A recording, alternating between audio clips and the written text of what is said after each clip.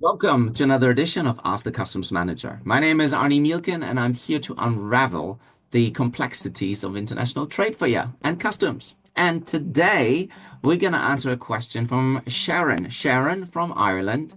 She asks what to expect from a 2022 presidency for customs and global trade. She's exposed to imports and exports coming from the US or going to the US.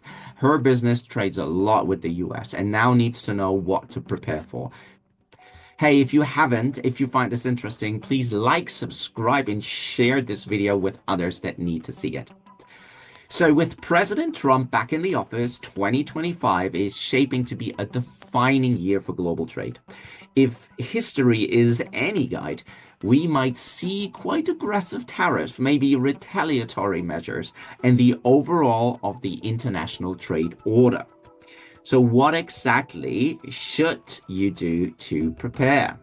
Well, look, in this video, here are three policy ideas that I think you should explore.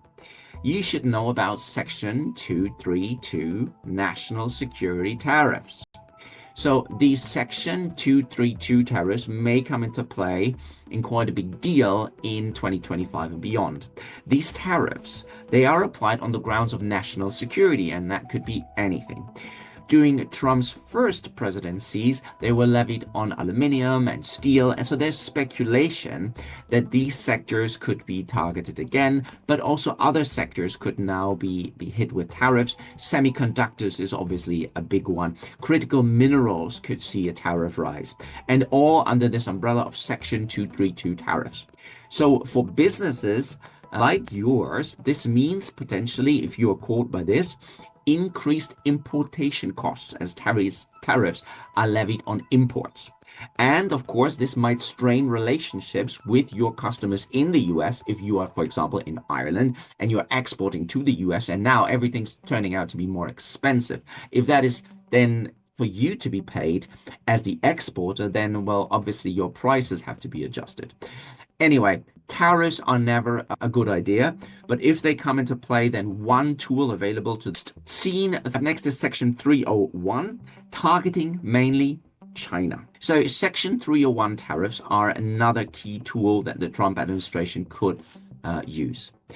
It is aimed at addressing China's trade practices, and these tariffs could see a massive resurgence, with proposals currently on the table of 60% tariffs on Chinese goods and additional duties on imports from other countries and regions such as Mexico, Canada, the EU. The fallout for global trade and for costings could be quite significant. It could also lead to disruptions in supply chain if you're not interested in paying 25% additional tariff, so watch out for that. The next bit you should be aware of, the third element really that I want to talk about, is de minimis. De minimis rule, de minimis in the sense of customs duty. So the de minimis rule states that there is a threshold below which imported goods are exempted from duties and taxes.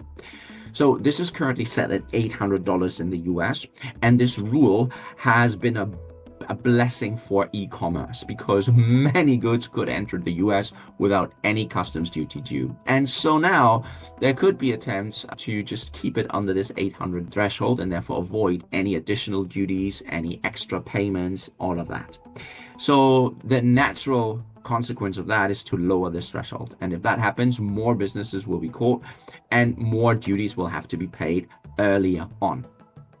Especially if you're in e-commerce, then you need to watch out for that because that could have a significant impact. So these are the key things I would like you to focus on, to look at closer. How are you affected by Section 232, by Section 301, and what would happen if the de minimis threshold would be lowered? Now, there is, of course, it's no telling what other measures and tools could be imposed, but these are the current ones that we're aware of. So you need to be bracing for more tariffs. You know, the talks of the tariff man or Trump tariffs. Higher tariffs could then, of course, lead to retaliation efforts. So this is the next bit that you need to be thinking about. This, of course, can deepen global trading uncertainty and can lead to shifts of products being moved from the US to another place of the world. For example, we saw that in Europe. Instead of goods going to China, going from China to the US, they would be going to Europe. So then if there are retaliation measures, then we might see Europe targeting American iconic products. China could also act and will act with countermeasures that could hit American agriculture in particular, or some tech sectors pretty hard. So begs the question, what are you supposed to do? Well, here's what I would do. First of all, I need to analyze what the Trump tariffs, the potential imposition of tariffs, could mean for your business. So how are you affected by potential 232 tariffs, 301 tariffs, de minimis threshold? What would happen if there's retaliation? What were the sectors, the American goods that were targeted last time for retaliation? So for example, if you are in the motorbike business, then you might want to pay attention, because last time when Europe was hit with aluminium and steel tariffs, it responded with vehicles and motor vehicles and anything of the whiskeys of the world. They were suddenly upon importation hit with a 25% duty. So that is something to look out for, because even though you think you're not affected, you might be affected without even thinking that you are. So just check that out. So you want to evaluate your supply chain for vulnerabilities and impact of these tariff changes with the US. You want to stay informed. So this is a highly fluid situation and things can change rapidly. So you need a trusted source of information so that you know what changed last week, the week before, and so on. So one way to do that is to subscribe to the Customs Watch US. The Customs Watch USA or US is our flagship update magazine, which updates you every week on what happened in the US. You want to get that because that is researched and curated by professionals, and we give you the links to the changes so you can immediately evaluate what these changes mean for your supply chain. All links are authoritative, meaning that we go very light on newspaper articles and we focus on official communication from the government. So these updates are not a newsletter. They are designed for customs professionals such as you to stay up to date. So please get the US version of the Customs Watch, and you can get that at www.k for information.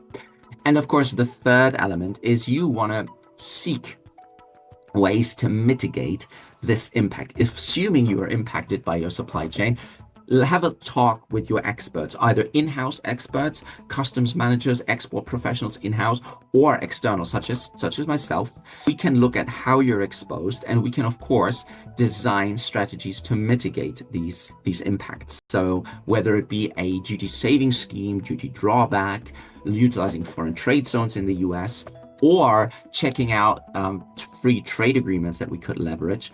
All of that is possible, and I invite you to book a free call with me now so we can go through it for your specific situation. So you want to seek expert advice because navigating these changes may be tricky. So what's the conclusion then?